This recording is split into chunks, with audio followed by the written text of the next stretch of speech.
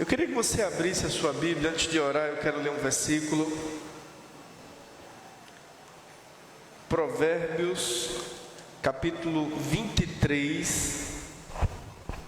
Aumenta um pouco o meu retorno, Edgar. Provérbios, ótimo. 23,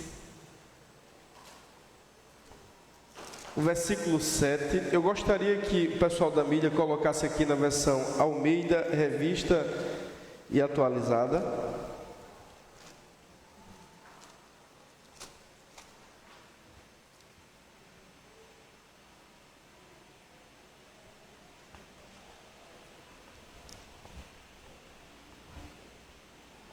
Aleluia.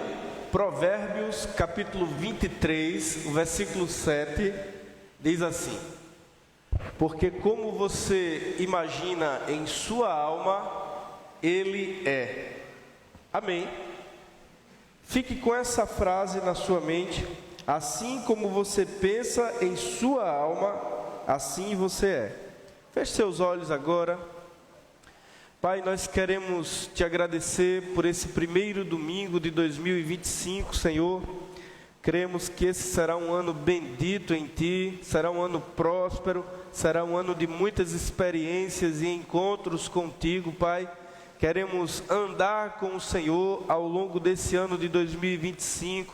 Queremos crescer em sabedoria, queremos crescer, Pai, espiritualmente, ter mais intimidade, andar em mais integridade e santidade diante dos Teus olhos. Queremos prosperar em todas as áreas, inclusive nas emoções, no intelecto, segundo a Tua palavra, Pai. Em nome de Jesus. Amém. Glória a Deus, irmãos. Que bênção que você está na casa do Senhor. Amém. Que bênção que você decidiu vir prestar o seu culto a Deus. A gente quando vem à igreja não é apenas para receber uma boa palavra, mas também para prestarmos o nosso culto a Deus, para orarmos, entoarmos louvores, exortarmos uns aos outros, consolarmos uns aos outros. Amém. Então quando você vir à igreja, fique sensível também. Possa ser que Deus queira que você dê um abraço em alguém, dê uma palavra de conforto para essa pessoa. Amém, irmãos? Eu queria, por favor, que os diáconos retirassem as Bíblias dessa segunda cadeira aqui. Marcaram as cadeiras, mas não vieram para o culto. Já pensou? Eu queria falar essa noite sobre mude sua vida mudando os seus pensamentos. Amém? Diga assim: mude a sua vida mudando os seus pensamentos. Já aproveitar e dizer aos diáconos que no domingo de manhã pode retirar todas as Bíblias. Não pode ficar com cadeira marcada na igreja. Amém? Quem chega cedo tem o merecimento de escolher o lugar que ele quiser. Amém? Então mude a sua vida mudando os seus pensamentos. Irmãos, a gente vai examinar alguns versículos da palavra de Deus em que Deus nos mostra que precisamos mudar os nossos pensamentos. Esse versículo de Provérbios que lemos, eu gosto muito dele, porque como você se imagina na sua alma, você é. Antes de entrar propriamente aqui no assunto, eu queria fazer uma breve explicação sobre a nossa natureza trina. Nós não somos apenas essa imagem, né? Eu olho para Adriano não é simplesmente essa pessoa que eu estou vendo. Eu olho para Jailson não é simplesmente essa pessoa que eu estou olhando. O homem, ele é um ser complexo. E ele tem três naturezas. Ele é constituído de um espírito, ele possui uma alma e ele habita no corpo. Amém? Desde o primeiro livro da Bíblia, isso fica muito claro. Gênesis capítulo 2, versículo 7, a Bíblia diz que Deus formou o homem do pó. E essa palavra homem, ela se assemelha lá à terra. Adamash é terra e o homem é Adam. Então, Deus formou o corpo do pó da terra. Ele soprou em suas narinas o espírito de vida, ou ruach, ou fôlego de vida. E o homem se tornou uma alma vivente. Então, o corpo veio do pó, o espírito veio de Deus que soprou, e o homem se tornou uma alma vivente. Amém. Paulo, falando aos Tessalonicenses, ele diz assim, que o próprio Deus da paz os santifique em tudo, em todo o vosso espírito, alma e corpo, sejam mantidos irrepreensíveis até a vinda do nosso Senhor Jesus Cristo. E o escritor aos Hebreus, no capítulo 4, no versículo 12, diz que a palavra de Deus é mais cortante do que qualquer espada de 2 gumes e penetra ao ponto de dividir alma e espírito, juntas e medulas, e é apta para discernir os pensamentos e intenções do coração. Então a gente percebe, irmãos, que se pode ser dividido espírito e alma. Se Paulo faz uma distinção, espírito, alma e corpo, logo espírito e alma não são as mesmas coisas. São as partes do homem que são imortais. O espírito e a alma do homem, eles são imortais. Quando nós partirmos para o Senhor, a gente não vai perder a nossa alma. As emoções, o intelecto, as memórias. Amém? A gente vê na história que Jesus contou do rico e de Lázaro, e o rico reconheceu Lázaro. E o rico sentiu emoções pelos seus irmãos, pediu a Abraão, deixa Lázaro voltar e falar com os meus irmãos para que eles não venham aqui para o inferno. Então, a alma e o espírito são as nossas partes que são imortais. Agora, devemos compreender cada uma dessas partes. E eu confesso a você que eu passei a me entender muito como ser humano, depois que eu conheci essa parte da palavra de Deus. E o irmão Kenneth Hagin tem um livro maravilhoso ali, Como Ser Dirigido pelo Espírito de Deus, em que ele gasta alguns capítulos explicando cada parte da natureza humana. Então nós temos um espírito, é a parte de nós que veio de Deus, o sopro, amém. Você lembra que no capítulo 1, no livro de Gênesis, no versículo 26, o próprio Deus diz, façamos o homem à nossa imagem, conforme a nossa... Então o homem foi feito à imagem de... E Jesus, falando de Deus, no capítulo 4 do Evangelho de João, ele diz à mulher, logo o homem também é um espírito, irmãos, não tenha medo. Amém. Quando você vai num velório e você olha para aquele caixão, ali está a fisionomia daquela pessoa que você conhecia, que você havia dado risadas, que você havia abraçado e chorado algumas vezes. Mas você olha para aquele caixão e você sabe que aquela pessoa que você amava não está mais ali. Aquilo é apenas a carcaça, o templo, a morada daquele espírito que partiu. O versículo de Eclesiastes, que está lá em todos os velórios, diz assim, o corpo voltará ao pó, porque do pó foi tirado, mas o espírito voltará para Deus que o deu. Amém? Então o homem, ele é um espírito, ele possui uma alma e ele habita no corpo. Esse corpo aqui não sou eu. Você lembra do apóstolo Paulo dizendo assim, eu esmurro o meu corpo? Ora, ele não era o corpo, ele era o homem interior. Eu esmurro o meu corpo e o reduzo à escravidão, para depois de ter pregado aos outros, eu mesmo não venha a ser reprovado. Então existe um homem interior. Paulo disse, ainda que o meu homem exterior se corrompa, envelheça, adoeça, o meu homem interior se renova dia após dia. O apóstolo Pedro, falando do mesmo assunto, ele disse que a beleza das mulheres não seja nos adornos, nos brincos, mas que seja o homem oculto do coração. Amém. Então digo, o homem é um espírito. Ele tem uma alma. E ele habita no corpo. E Deus, segundo Tessalonicenses, ele quer que o nosso espírito, alma e corpo sejam mantidos irrepreensíveis até a vinda do nosso Senhor Jesus Cristo. No espírito, que é a parte de nós que se comunica com Deus, que nasce de novo, que se torna uma nova criatura. No espírito devemos estar em paz com Deus. E só tem uma forma do homem alcançar a paz com Deus, é sendo salvo por Cristo Jesus. Então ele deixa de ser inimigo de Deus, ele nasce de novo, torna-se filho de Deus, e ele está em paz com Deus. Amém. Quando eu nasci de novo, há alguns anos atrás, algo diferente aconteceu dentro de mim. Eu percebi que eu não era a mesma pessoa. É uma experiência realmente sobrenatural e milagrosa. Porém, eu continuava com os mesmos pensamentos, porque a minha mente ainda não havia sido renovada. A minha alma precisava ser salva. Quando nascemos de novo, o nosso espírito é salvo. Ele se torna uma nova... Não, você frequenta a igreja, ele se torna uma nova...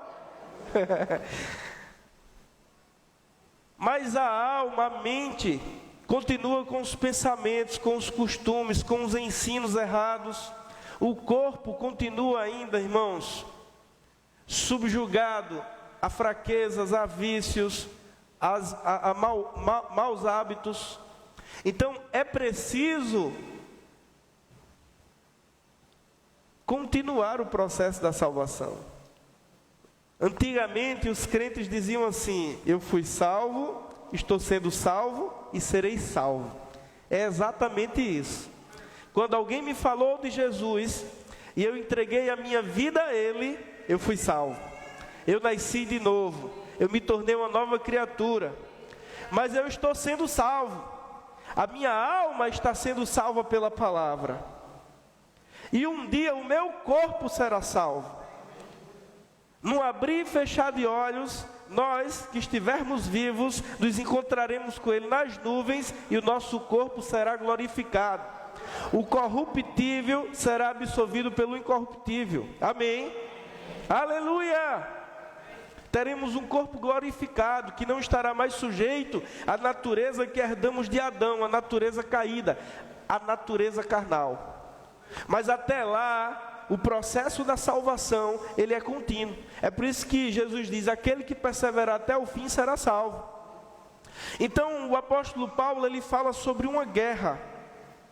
No livro de Romanos, capítulo 6, 7 e 8, você vai ver que ele está falando de uma guerra. O espírito milita contra a carne, porque o espírito tem prazer na lei de Deus, mas a carne tem prazer no pecado, que gera morte. Então nós temos... Eu estou falando do crente, daquele que nasceu de novo, amém? Não estou falando de quem visita, mas aquele que já entregou a vida a Jesus. Aquele que já entregou a vida a Jesus, no seu interior, ele quer servir a Deus, ele quer viver em santidade, ele quer ter comunhão com Deus. Mas é uma guerra, porque a sua carne quer pecar, quer cobiçar, quer comer mais do que pode, quer contar uma mentira, quer ficar com raiva, quer ficar com mágoa. Então Paulo fala dessa guerra entre o espírito e a carne e o corpo, amém? E no meio dos dois está a nossa alma. Se a alma estiver renovada com a palavra, se a mente estiver salva pela palavra, ela se une ao espírito e subjuga a carne. Mas se a alma estiver carnal, se a mente não estiver renovada com a palavra, ela se une com a carne e peca. É por isso que a Bíblia diz: transformai-vos pela renovação do vosso entendimento, para que possais experimentar a boa, agradável e perfeita vontade de Deus. Amém, irmãos? E esse versículo que começamos a ministração, Provérbios 23, 7, eu sei que dependendo da versão vai mudar a sentença, mas eu prefiro essa versão de Almeida. Assim como você pensa em sua alma, você é.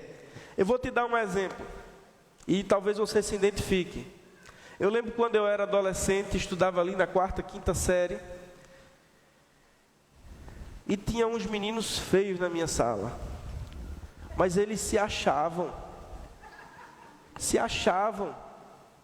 e as meninas terminavam achando também, e eu era mais bonito do que eles, mas era tímido,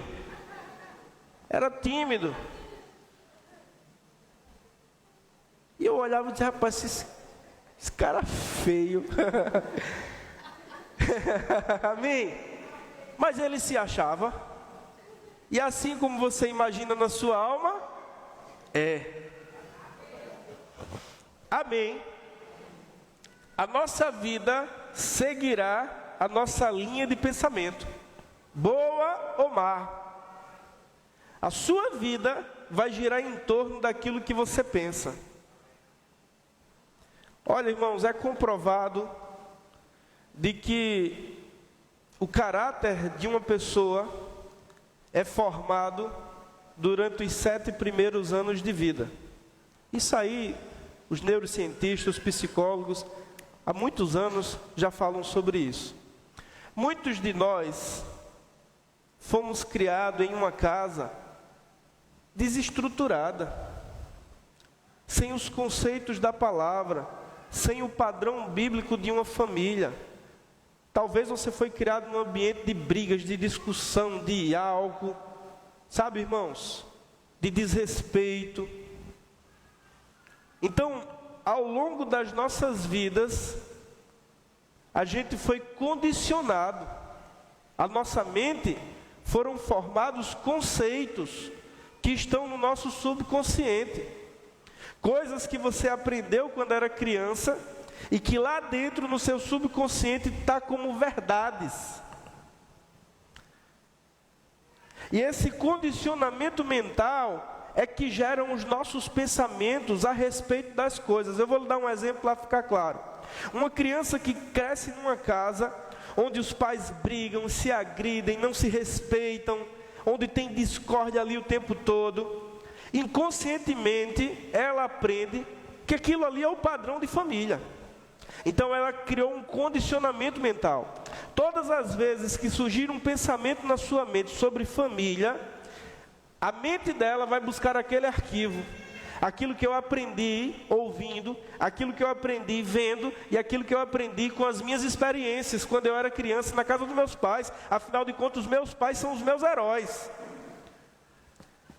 Mas você concorda comigo que muitas das coisas que nos foi incutida não são boas?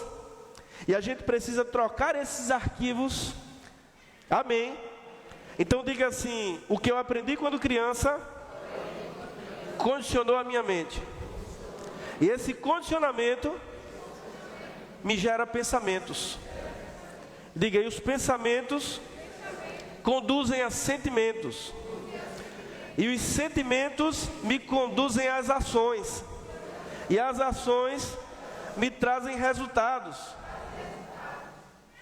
De repente eu começo a pensar num pudim. Ao que vai me dar vontade de fazer, de comer um pudim. Aí eu vou ali na Dona Inês e compro um pudim. Comi o pudim. Ou seja, o pensamento me trouxe um sentimento, o sentimento me levou a uma ação. E qual é o resultado? Gordura na barriga. Amém?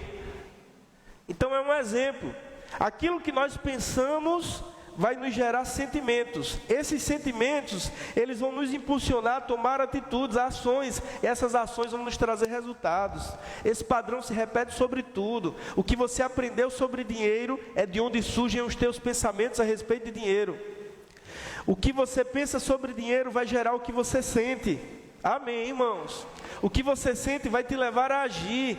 E o que você faz te traz os resultados. Então nós precisamos renovar a nossa mente. E o que é renovar a nossa mente? É substituir um pensamento errado pelo pensamento correto. E não há pensamentos melhores do que os pensamentos da palavra de Deus. Amém? Pensar errado leva a crer errado. Crer errado leva a falar errado. Falar errado abre a porta para que coisas erradas aconteçam. Eu quero que 2025 seja diferente.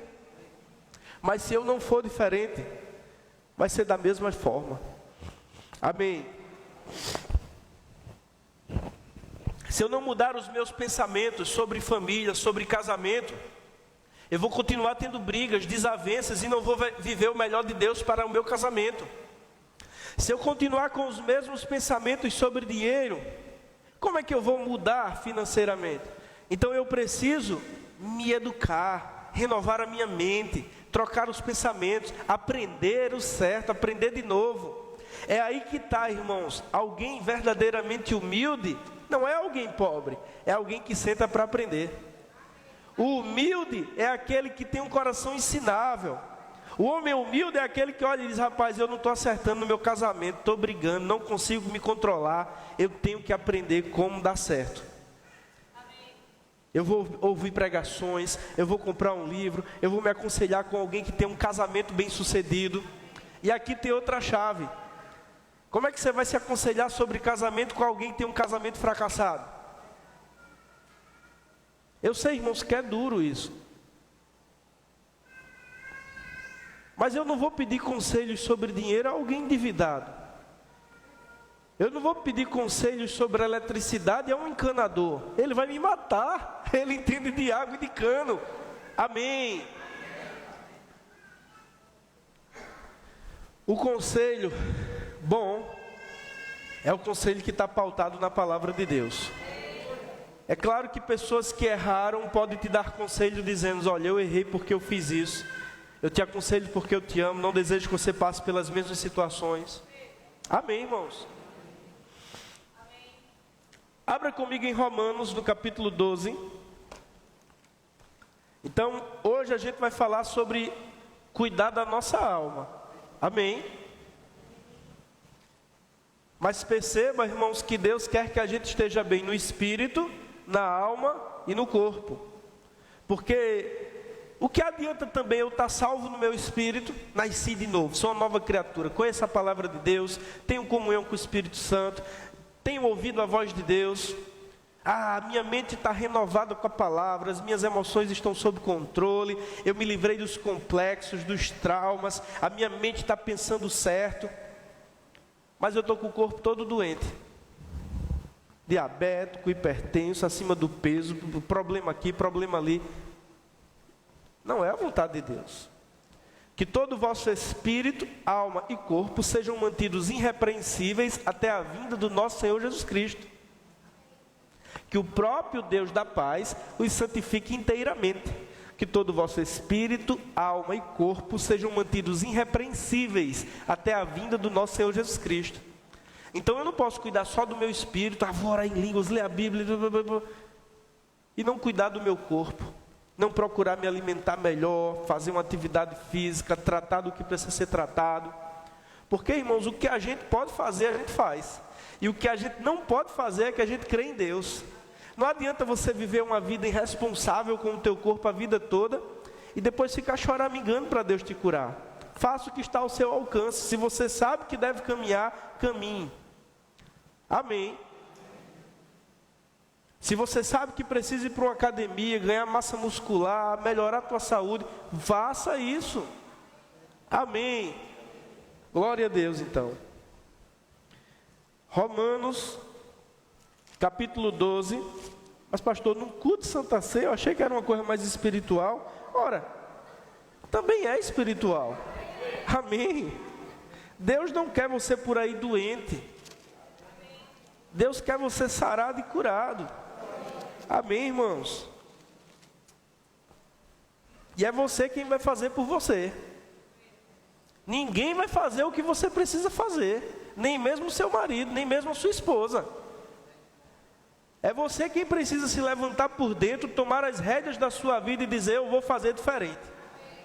Porque, irmãos, se a gente não tomar cuidado e não enfrentar esses complexos, esses traumas de infância, a gente leva uma vida toda limitado pelos traumas, pelos complexos.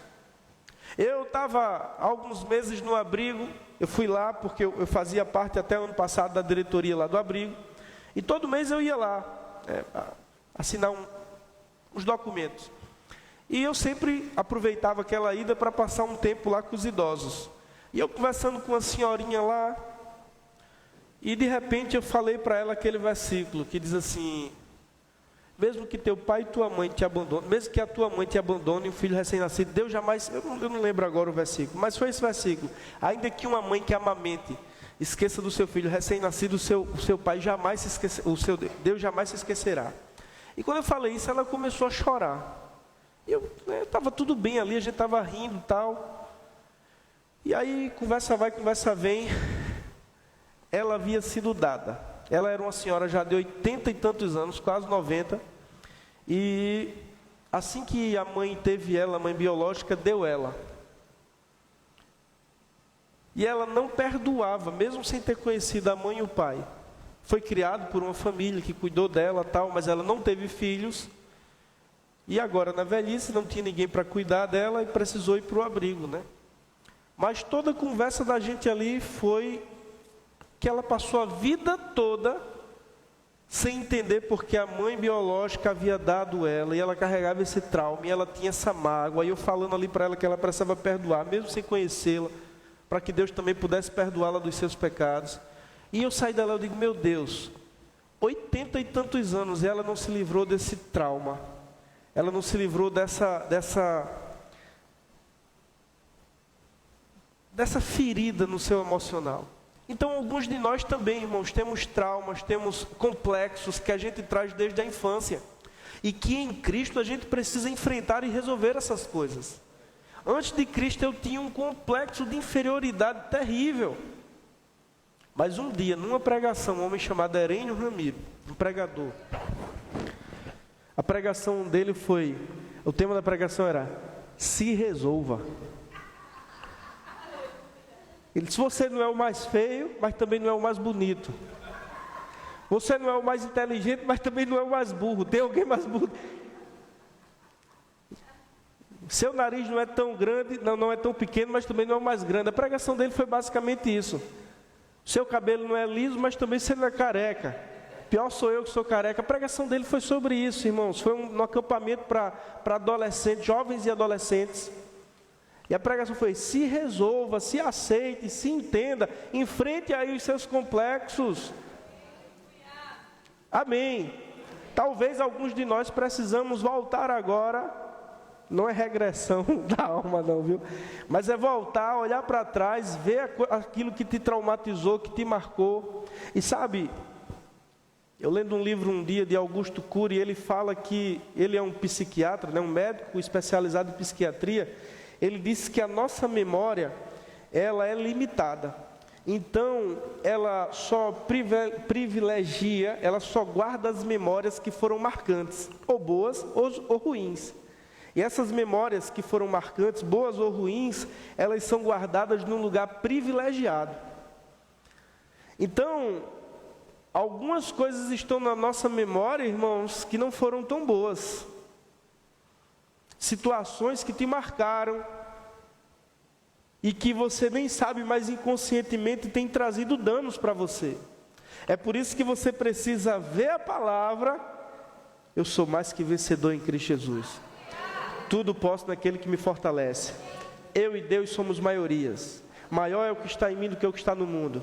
Eu não estou só, Deus está comigo. Ele nunca me deixará, jamais desamparará. Eu tenho a unção do Santo que me ensina todas as coisas. O Senhor é a força da minha vida, a quem temerei. O Deus dos céus me fará ser bem-sucedido. Aleluia. Você começa a ver o que a palavra diz sobre você e começa a substituir aqueles arquivos que estão nas suas memórias.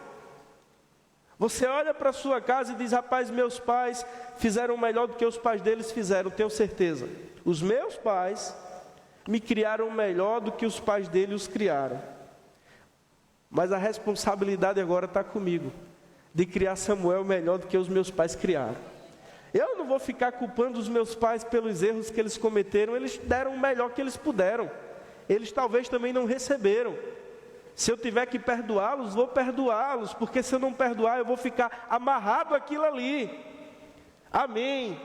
Eu não vou ficar me lamentando, choramingando, é porque eu não tive o privilégio de nascer numa família rica, é porque eu não tive o privilégio de nascer numa família estruturada. Você está tendo o privilégio de estar essa noite aqui, sentado nessa igreja, ouvindo essa palavra. Faça algo pela sua vida, decida que a partir de hoje você vai tomar as rédeas, você vai fazer aquilo que a palavra diz. Levanta-te dentre os mortos e Cristo resplandecerá sobre ti. Eu não vou ficar me lamentando, irmãos. Eu estou vivendo a carreira que Deus propôs para mim. Resolva de uma vez por todas. Mas os meus pais, até quando você vai se lamentar? Até você ir para o caixão? Ou você vai fazer que a partir de você a história da sua família seja diferente? A partir de você a história da sua família vai ser diferente. Mude o legado da sua família. Sabe, irmãos, na família do meu pai, quase todos os homens tiveram um problema com adultério. Na família da minha mãe, todos os homens tiveram problemas com álcool. E quando a gente vai estudar a palavra, a gente aprende sobre espíritos familiares, demônios territoriais, que vão de pai para filho, para neto. Mas em mim, isso foi quebrado. Não tenho problema com adultério, não tenho problema com bebida, e peço ao Deus dos céus que me livre de todo mal e não me deixe cair em tentação. Aleluia! Para em você a maldição. Para em você. Ah, na minha família ninguém nunca teve carro, mas você vai ter. Ah, na minha família ninguém nunca fez faculdade, mas se você quiser, você faz. Ah, mas a minha família nunca teve uma casa boa. Você pode construir. Aleluia! Renove a sua mente. Eu vou citar novamente aqui, eu citei já o presidente eleito, né, dos Estados Unidos, o Donald Trump, em uma das suas entrevistas. Ele é bilionário, ele já quebrou e recuperou tudo de novo. Alguém pode dizer, mas ele tinha um pai rico. Eu assisti o documentário, o pai dele já era milionário. Mas ele multiplicou o que o pai deixou para ele, algumas vezes, né? E disse que um dia ele entrando assim num prédio que tem o nome dele, e um mendigo pediu um dinheiro a ele, ele olhou para o mendigo e disse, pensou, né? Esse mendigo não sabe que ele é mais rico que eu, porque ele devia bilhões. Ele estava quebrado e devia.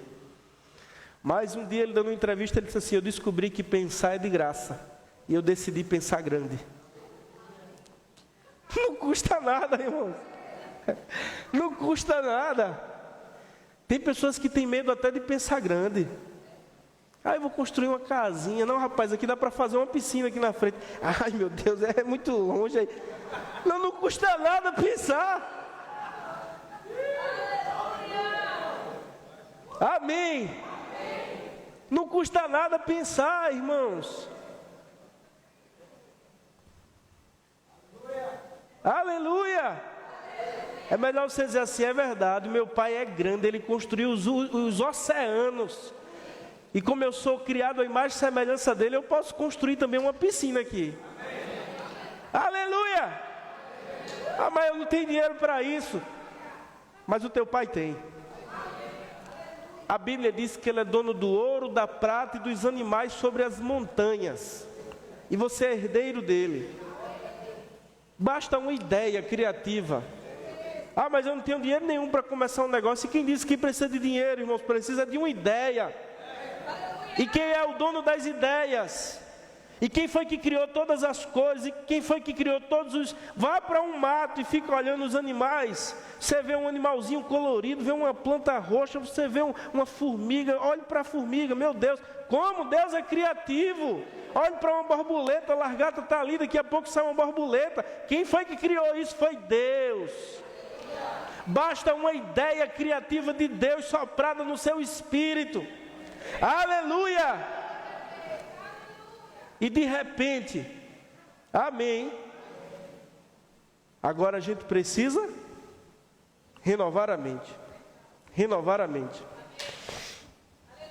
Você abriu em Romanos.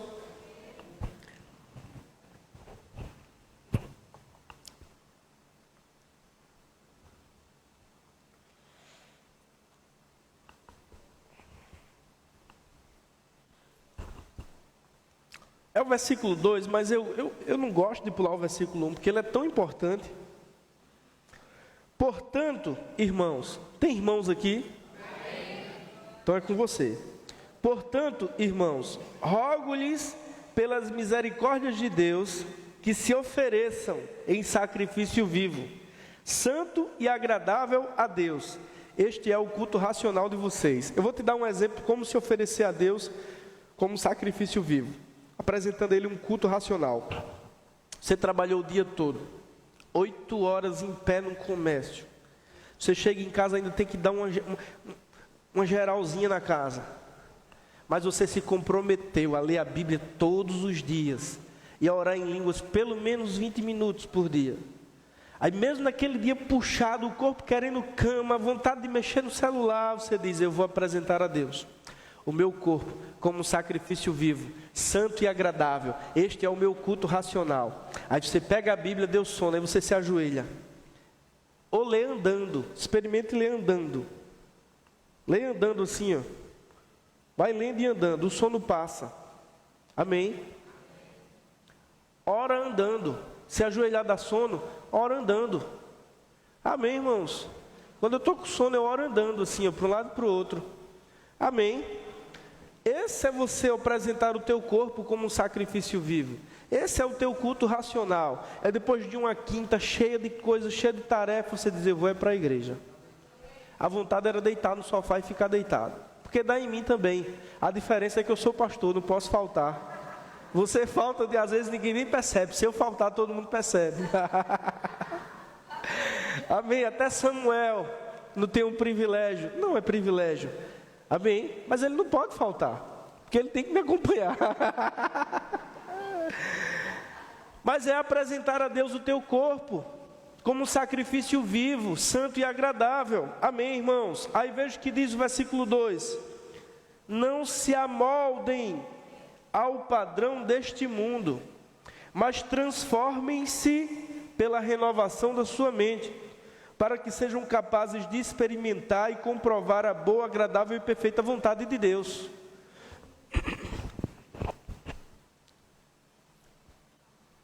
Sabe o gesso? Eu vi o cara fazendo uma escultura de gesso bem bonita. Mas ele tem um molde de silicone. Ele bota o gesso lá dentro, líquido, e o gesso se amolda àquele molde. E sai aquela escultura. Assim somos nós, irmãos. Nós somos facilmente moldados pelo ambiente que estamos inseridos. Alguém já disse, um desses filósofos aí, que o homem é fruto do meio. Então nós somos muito moldáveis. Aonde a gente está nos influencia. E aí a Bíblia diz, não se amoldem ao padrão deste mundo, ou seja, não tomem para si o padrão deste mundo. Hoje eu vi no Instagram do pastor Josué Gonçalves um desenho bem bonito, aí na hora do casamento, para criança esse desenho. A mãe de duas menininhas casando e se beijando. A cultura está incutindo, daqui a algumas gerações, isso vai estar mais normal do que é agora.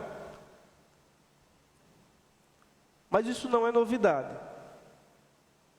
Há milhares de anos atrás, isso já aconteceu em Sodoma e Gomorra. Sabe o que aconteceu lá?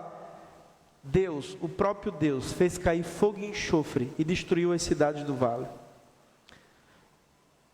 Só, irmãos, que vem de uma forma, através da televisão, dos filmes, da Netflix, das músicas, das novelas, das entrevistas, que vai parecendo que vai ser uma coisa que vai se tornando normal.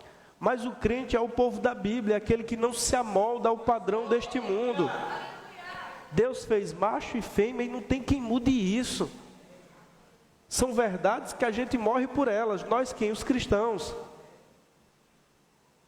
Então não se amoldem ao padrão deste mundo.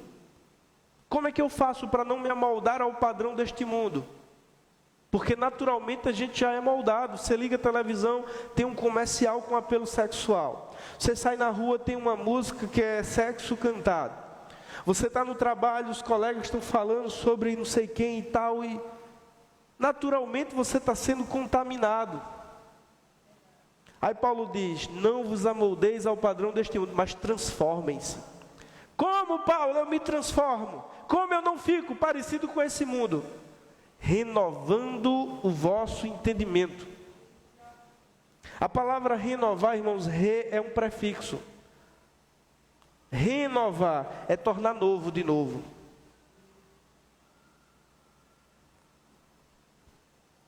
A palavra renovar e restaurar é quase que sinônimos. É você tornar a sua mente nova, de novo, com a palavra. Transformar a sua mente com a renovação da palavra. Para que você possa experimentar a boa, agradável e perfeita vontade de Deus para a sua vida. Amém. Renovar a mente é dar a ela uma nova maneira de pensar. Sabe, talvez você tenha aprendido com os seus pais que dinheiro é para gastar e que se endividar não tem problema e que com 5 anos sai do SPC e do Serasa. A dívida até a restrição de crédito até sai de lá, mas a dívida nunca sai não, viu? A dívida fica ativa. Um dia o agente que te emprestou o dinheiro vai te colocar na justiça e vai tomar o que tiver no seu nome. E crente não pode ter nome sujo, irmãos. Eu sei que às vezes acontecem coisas que fogem do nosso controle e não fizemos por maldade e acontece de nos enrolarmos. Tem situações e situações, mas tem pessoas que fazem porque viram os pais fazer, é assim mesmo. Fazer um cartão ali, vou pagar algumas vezes, daqui a pouco eu torro ele todinho, daqui a 5 anos limpa de novo, eu faço de novo. Ei, renove a sua mente. Renove a sua mente. Renove a sua mente. Essa não é a boa, não é a agradável, não é a perfeita vontade de Deus para a sua vida. Amém. Amém. Abra comigo rapidinho lá em Tiago.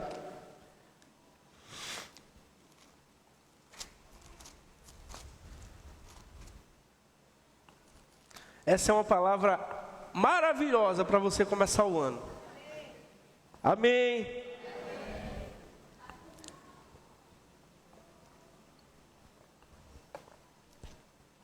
Porque está no início do ano, você pode dizer, eu vou ler 12 livros, um por mês.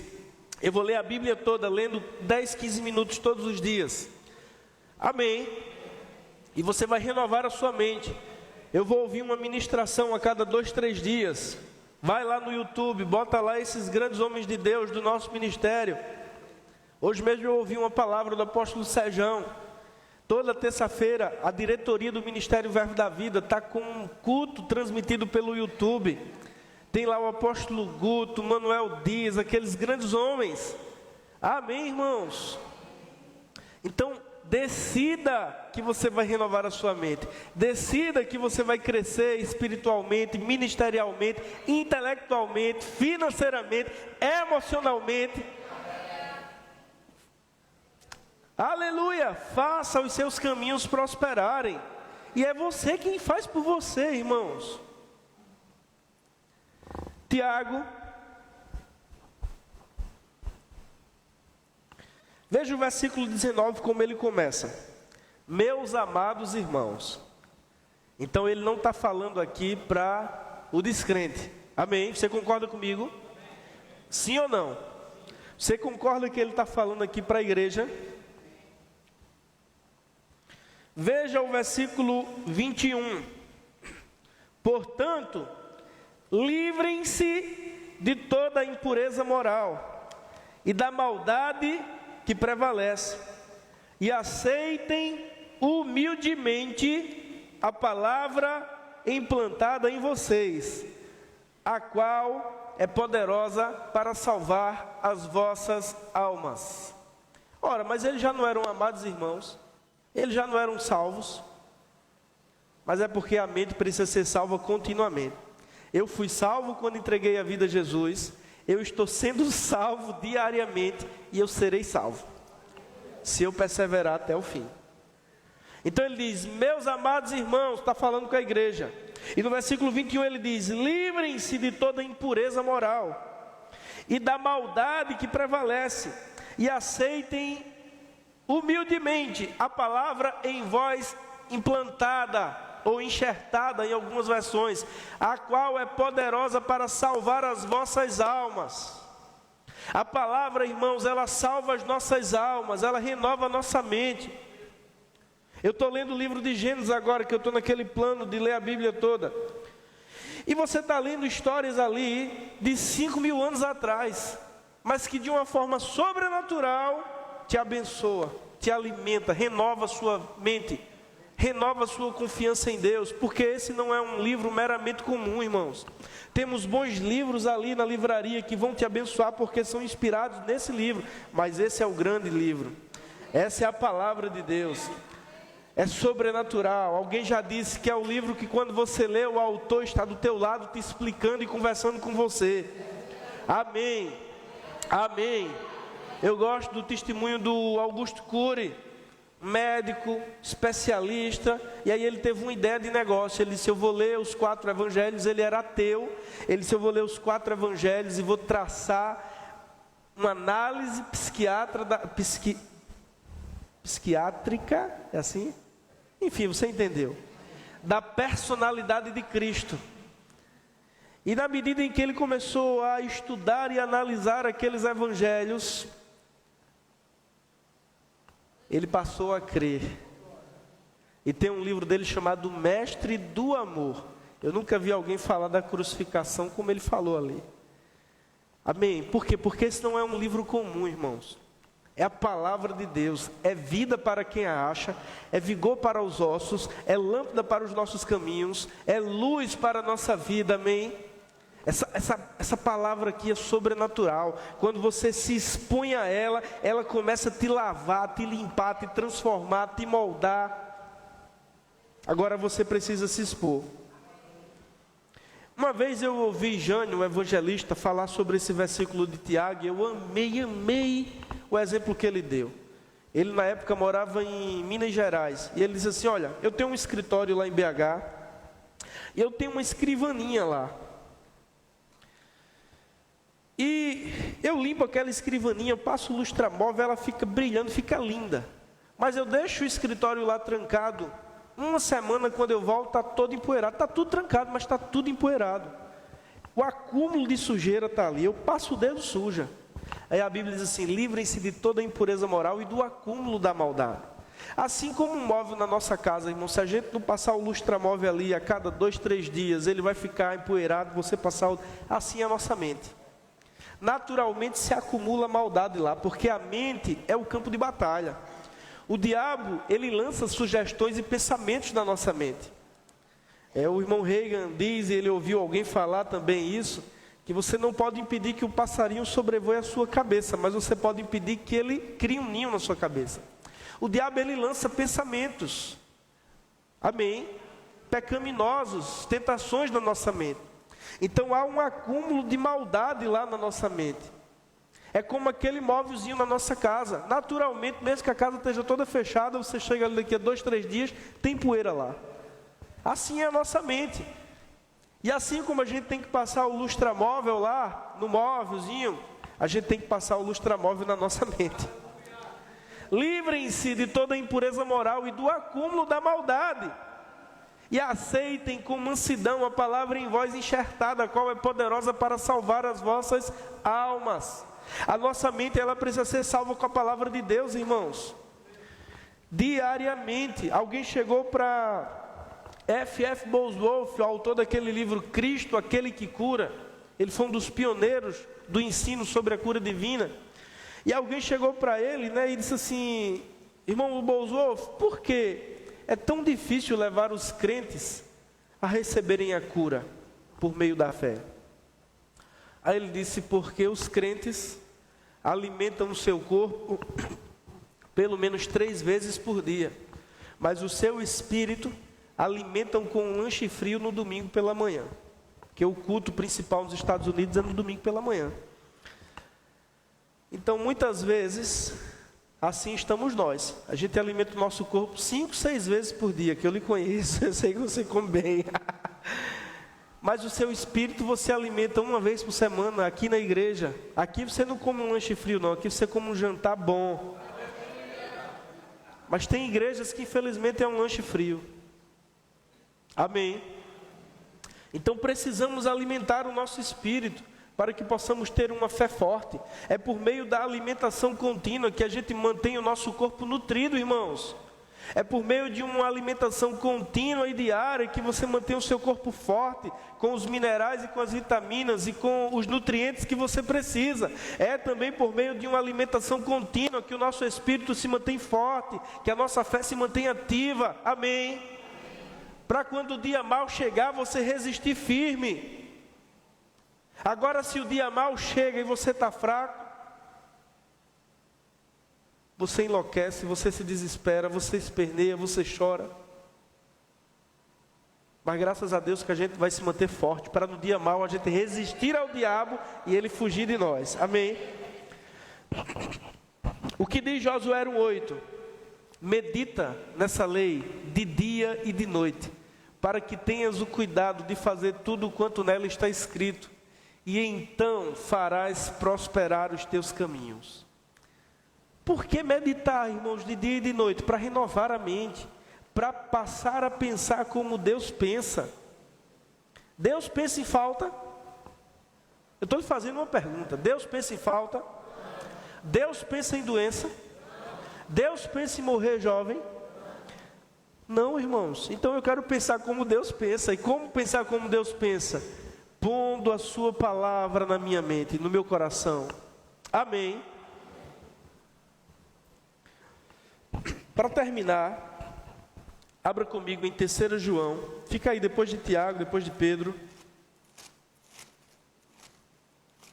Eu queria que colocasse aqui, também na versão de Almeida.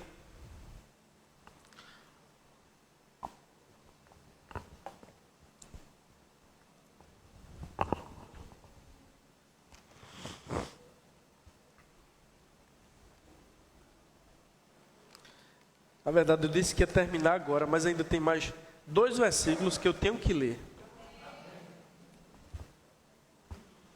3 João, capítulo 3, versículo 2.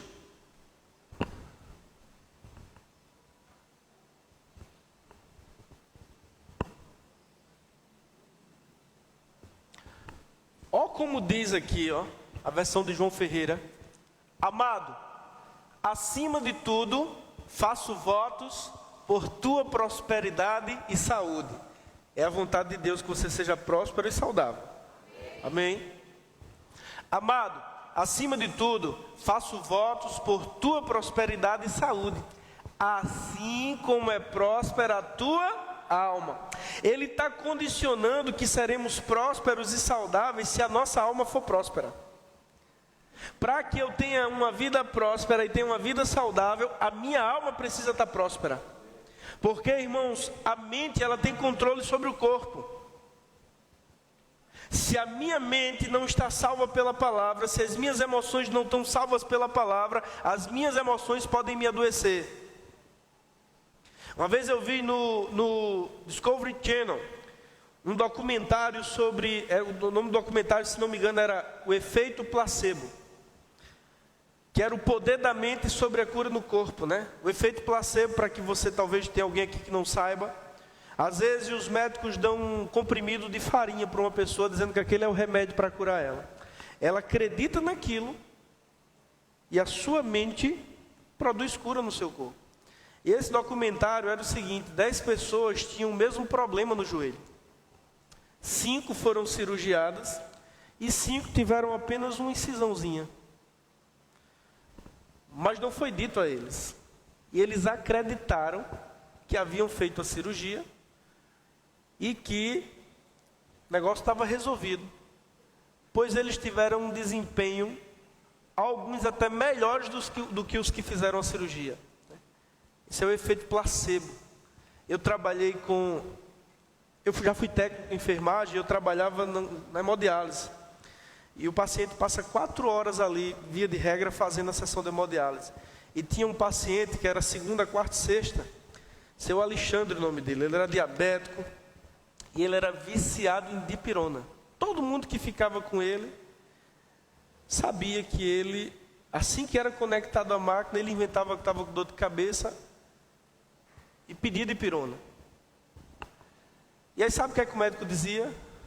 Faça uma água destilada.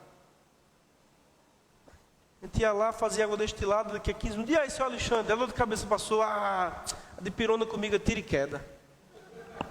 Passou, não, mas foi água destilada, irmãos. É o efeito placebo. Isso mostra o quê?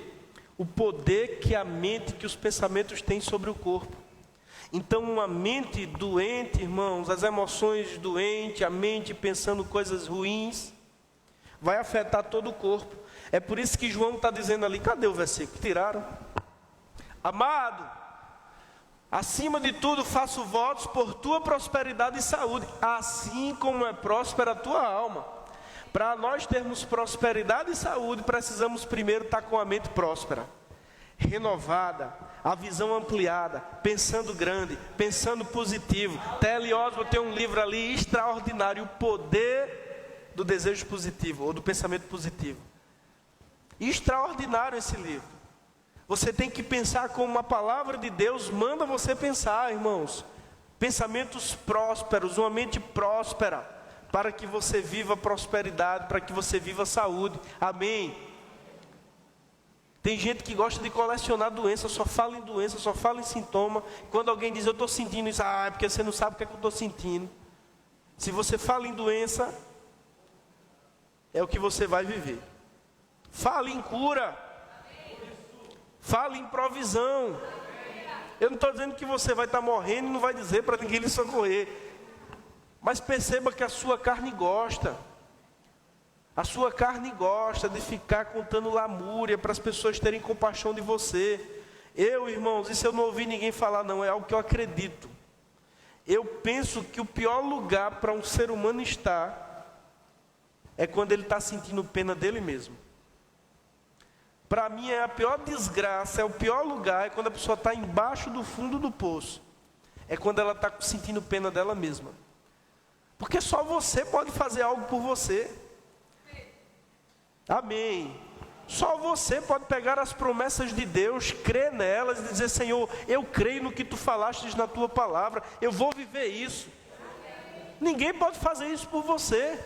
Então toda vez que você sentir pena de você, se lembre, esse caminho aí é de pobreza, é de ruína, eu não quero isso para a minha vida. Amém. Abra lá em Efésios capítulo 4, e se um dia você vê eu sentindo pena de mim mesmo, me repreenda, viu? Diga assim, para com essa conversa, esse negócio de sentir pena de você mesmo não funciona, não vale a pena. Eu não quero a compaixão de ninguém, irmãos. Ficar contando minha lamúria, minhas desgraças, para o povo ter pena de mim. Não, pare com isso. Você quer ser o coitadinho ou você quer ser o vitorioso? Eu sei que às vezes existem momentos que a gente chora no colo de alguém, no ombro de alguém. Amém. A Bíblia diz, chorai com os que choram. Tem um momento de chorar. Às vezes a gente está ali acabado, vivendo uma situação, e a gente desabafa com alguém. Mas pratique o restante do versículo. O choro pode durar uma noite, mas de manhã vem a alegria. Se tiver que chorar, chore mesmo, bote para fora. Mas também viva a alegria. Mas também diga, tá bom, chorei o suficiente. Eu gosto de um trecho lá de Davi. O filhinho dele está morrendo, fruto do adultério com Betseba. O primeiro filho. O segundo foi Salomão, né, se tornou rei. E o menino está chorando, aí o que ele faz? Ele dá um banho de cinza nele. Ele bota uma roupa de saco, ele para de comer, ele fica lamentando, jejuando, chorando. Aí o povo pensa, o rei vai morrer, meu Deus. Ele estava lá. Aí de repente o menino morre. E o povo com medo de dizer a Davi, achando que ele ia morrer. Aí quando chegou para ele e disse que o menino morreu, ele toma um banho, come, veste uma roupa limpa, né? E aí diz, eu fiz o que podia para ele sobreviver, agora que ele morreu, É assim, a gente chora, bota para fora, lamenta, mas depois tome um banho, bote uma roupa e diga, e agora, o que é que eu vou fazer para resolver esse problema? Amém. E começa a crer nas promessas. Não, Deus vai me dar uma solução. O Senhor vai abrir uma porta que eu não estou vendo. Os anjos estão indo adiante de mim, abrindo os ferrolhos de ferro. Amém, irmãos. Chore a noite toda, se for preciso, mas de manhã também sorria. Amém.